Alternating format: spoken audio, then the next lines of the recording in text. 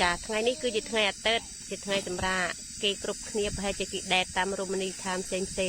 ប៉ុន្តែអាទិត្យសម្រាប់គ្រួសារខ្ញុំនេះគឺមកដេតនៅវាលស្រែចាហើយប៉ុន្តែថ្ងៃនេះគឺមានរបស់ពិសេសគឺមានទឹកគ្រឿងបុកមានទុំស្វាយមានអន្លក់ស្ងោចាគឺថាមានមួយសេតថ្ងៃនេះហើយមានខ្ទឹមពៀនមួយជាមួយផងចានេះដូច្នេះអត់ខ្វះទេគឺថាមកគ្រប់គ្រឿងបដ ாய் ចាឥឡូវនេះយើងកំពុងតែរៀបចំហើយចាំប្តីគិតសម្រាប់ប្តីកំពុងតែភ្ជួរចាឥឡូវនេះយើងកំពុងតែរៀបចំបាយដើម្បីជុំគ្នានៅវាលស្រែបងប្អូននៅស្រុកស្រែដូចគ្នាបានយល់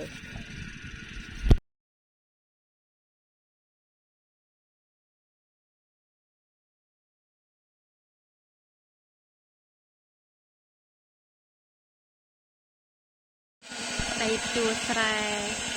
ប្រពន្ធយកបាយមកឲ្យញ៉ាំបាយនៅវាលស្រែមានអីប្តីសក់ដែរតើ